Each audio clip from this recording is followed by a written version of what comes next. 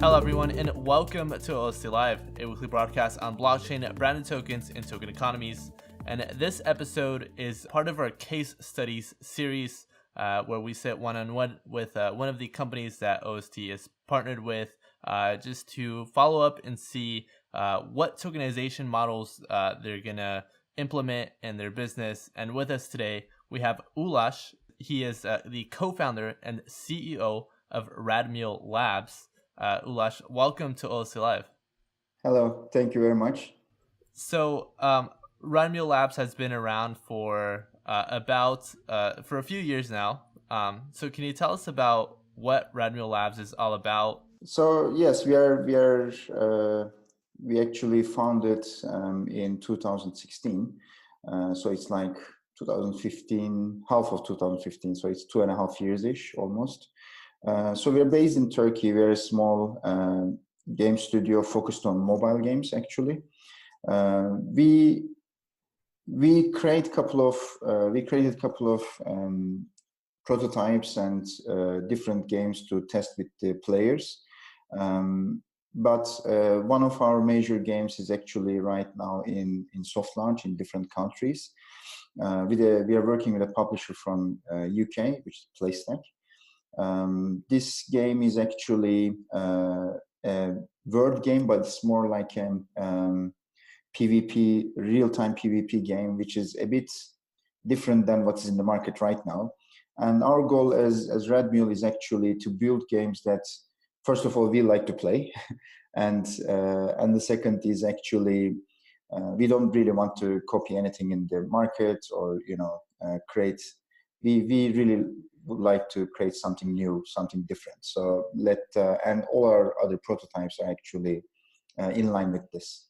Great. So, you yourself have been involved with mobile applications for several years. So, where did the idea to start RadMule Labs come from? Yes, I mean, I have a long history of I'm a technical from technical background, and for the last couple of years, almost maybe 5, 6, we're doing some mobile development applications, and some also I did some small games on my behalf. But creating a game studio was always a goal for me from a very small age, let's say.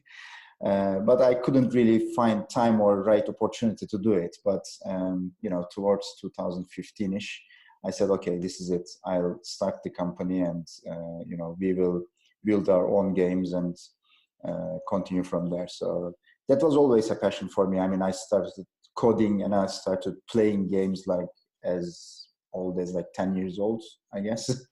There's obviously lots of game studios out there. Can you tell us a little bit about the industry and if there's any competing service that RadMule Labs compares to, or just overview of the industry itself? Yes, I mean, when we talk about the game industry, we can actually talk about a couple of distinct, let's say, parts of it. Recently, the biggest part which is coming up is the mobile part, which is focused on the mobile games and the portable games and all these things. And more traditionally, let's say, we have the PC and console games, we usually call it AAA. But on the recent years, like let's say last 10 years or something, there's a really big movement of indie games. So small studios are actually able to launch their games and then release it on the respected platforms like PlayStation Store or Xbox Store or Steam now for PC. The same idea came into the mobile space when Apple and Android and Google actually introduced the stores, and they introduced first the paid apps and then the free apps and all these things. So it actually built up on this, and the game industry actually changed quite a bit in the recent, let's say, last 10, 15 years. The reason is because you were always dependent on a publisher previously in order to publish a game, and it has to be usually a bigger team, bigger budget, and all these things. But now even small teams can build something and then put it in the App Store. I'm not saying publishing, put it in the App Store and try their luck. But again, it's a circle. It's coming around. So you will need a publisher now in the mobile space also because of the all user acquisition costs and all the marketing budgets.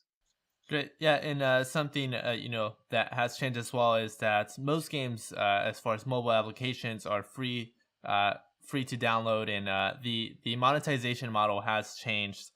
So, what are some of the challenges that mobile applications have with monetization? Because this is something that RadMule does help out with, right?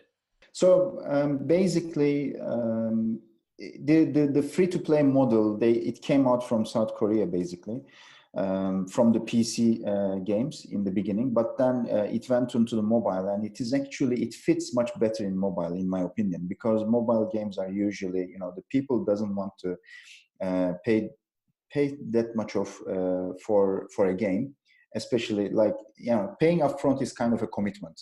You do pay for the console games or bigger productions, but for the smaller productions, the players doesn't want to pay upfront. So I see the free to play is like it's a challenge for the developer, because making money from a free to play game, from a free to play economy, is not really easy. You really need to put something in front of the player that makes sense, that it has value to the player, and they're willing to pay for this value, and you need to show this to them. So basically, we are spending a lot of time on this, thinking about it and create different economies in the games. We are gamers also, so I really don't like the games that is pay to win, or you need to really pay money, or the games are nagging you to pay some in-app purchase for some in-app purchase items.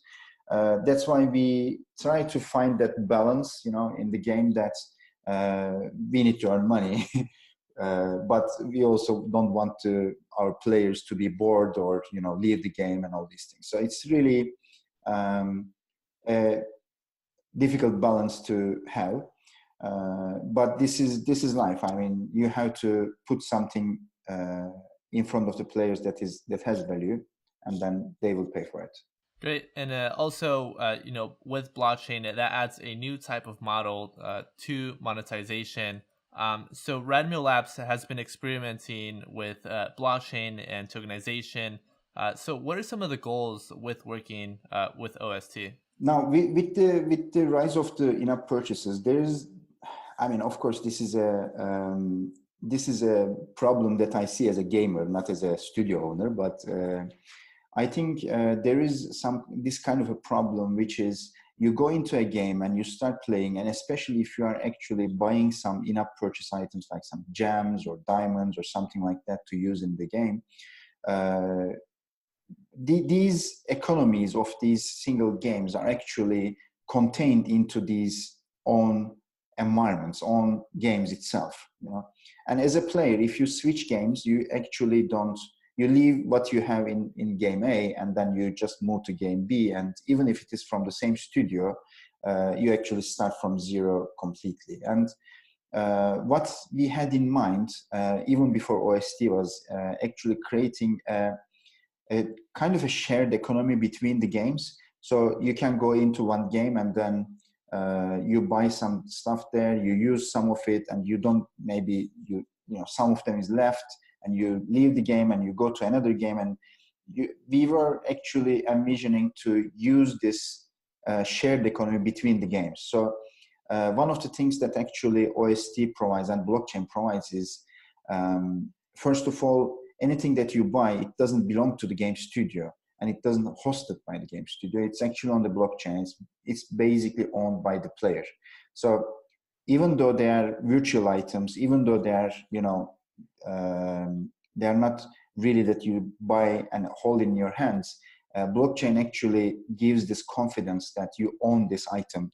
And as long as you have the private key, you have this thing. You don't really even need the game studio itself.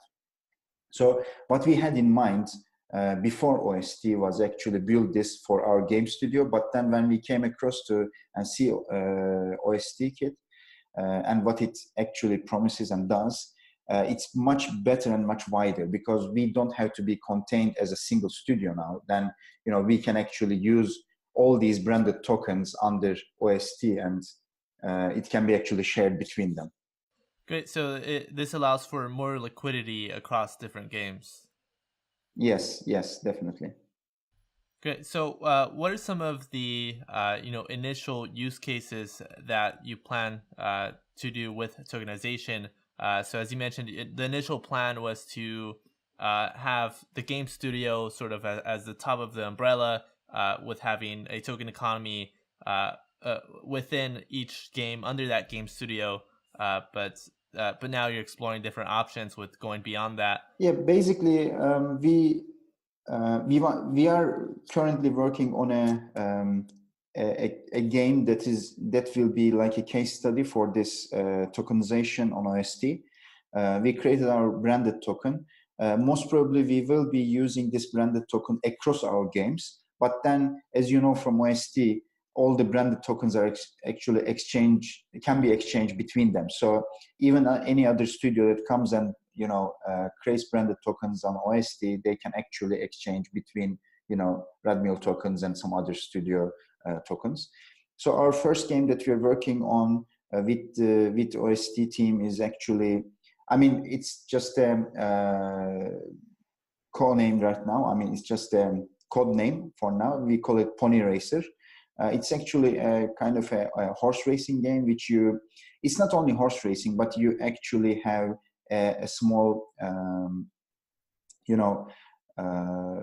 ranch that you actually train your horses, you breed them, and then there are different races around the world with timed events. We call them timed events, actually. So you can actually put your horses into the races, and then you can earn some coins from there, let's say. Basically, that's the general loop. You have your horses, train them, race it, breed them, train them, race it. So this is the general core loop of the game. Will each game have their own branded token? This is not really decided yet. Most probably we might share the same branded token across our games, but if any other studio comes up and creates another branded token, then we can most probably exchange this between the other studios tokens. But this is really not really decided yet. Maybe we can create our own tokens for each game can have branded tokens later on.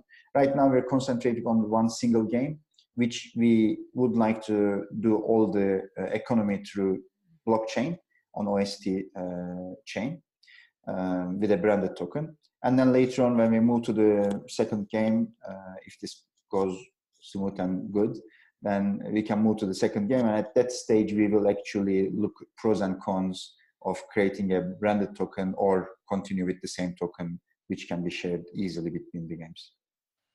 Great. So with that first game that you're using as a case study, users earned the tokens by playing the game and playing the horse races. So what are some of the options or spending options or things that the users can do once they have the tokens? Basically, in the grand plan of the game design, we have a couple of options. Like when the player comes into the game, we actually do some kind of an airdrop, because we don't want them to start with zero, so they can start with some tokens, and with these tokens they can actually get one single horse or pony, let's say.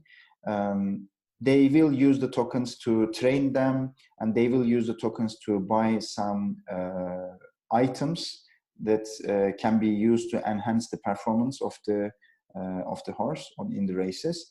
And they use the tokens to enter the races, because the races are there's no betting, but it's more like there's an entry fee, and then this entry fee is actually collected between all entrants, and then the first three actually gets the pot, let's say, for the race. And they can also buy and sell horses, and they can also use especially the retired horses as the breeding stallions. So this is also a transaction between the users. Great. So there are digital assets involved. Does this compare with anything like CryptoKitties, where the users themselves own the actual digital asset? Yes, it is. We are actually in line with OST to create these digital assets. Right now, I mean, at this moment, it's not in the OST kit yet, but it is in the plan to come in. So all the items that you'll be buying, including the horses and the items that you have, they will be digital assets. And are there any other use cases in addition to the traditional earn and spend transactions? I mean, basically, when you think about a game economy, basically it is it is an economy. You know, everything is in an economy is actually inside a game. So you earn coins or tokens, you buy them, you sell items, so you actually do transaction between the users. But what brings, I mean, blockchain brings is, as you said, the digital assets is something that is actually brings into the game. And the other thing is actually the smart contracts, which is they, as you know, they are open, and you can use the smart contracts to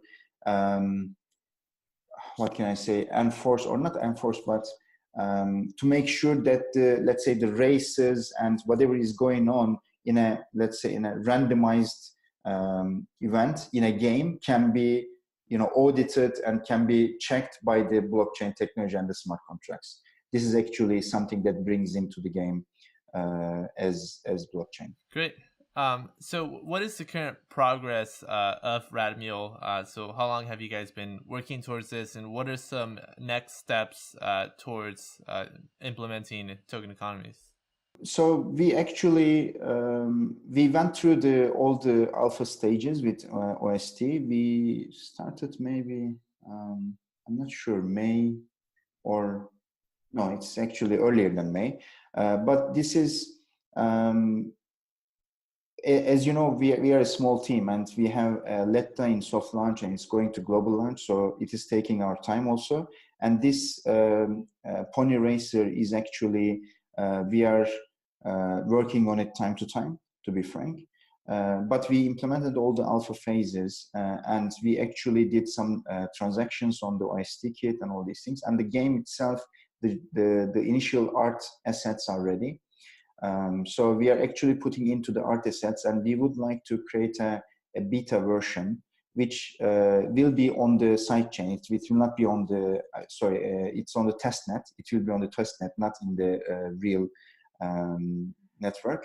But we would like to have a beta version, maybe, I'm not sure if it is in beginning of January or end of January. I'm not really sure about the date, but at least the players will able to come in. We will airdrop them a horse and some, coins, and they will train their horses and do some races between them. So these initial features will be there in the beta, so we will able to gauge the player response on this. Great, and you have been working with OST for some time now, and you RadMule Labs was involved with the alpha challenges. So why did you choose to work with OST? What about OST stood out to RadMule Labs that can benefit what you guys are working on? Basically, as I explained to you, we had this initial idea of creating a blockchain-based economy in our games, which could be shared. These tokens could be shared between the games. It's like a kind of a game wallet. And we were looking into different options, like should we work on this, by ourselves? Should we go with some other technology partner and all these things? And when I came across with OST, I saw that they're basically doing a very similar thing, which is much bigger in terms of ambition and in terms of project size. And when we look into this, this actually benefits us and them together much better than building something on our own. Because if we build something on our own, it's actually confined in our own game studio, and it will be only usable in our own games. So with OST, which actually gives us is, first of all, if we can pioneer this, tokenization of a game economy on OST, we can actually help other studios to, jump into the OST kit and do their own tokenization. And when they do their own tokenization, this whole market and the whole economy between the branded tokens and OST actually grows. So it's not only, dependent on us, but it can only be work. I mean, we can also work with the other studios together. So that was the main reasons that we want to move in with OST. Great to have you, working with us to develop the technology and implementing real use cases. So where can listeners or viewers learn more about RadMule Labs? We have our own website, radmule.com. We didn't create the Pony Racer site yet, website, but it will be available through a link on our website and also another website later on when the beta is ready. But basically, they can see what's going on radmule.com. Great. And for the listeners, thank you for watching. Be sure to check out the case study that we did on RadMule Labs. It's linked down in the description below. Ulash, thank you for joining us on OST Live. Thank you, Jose.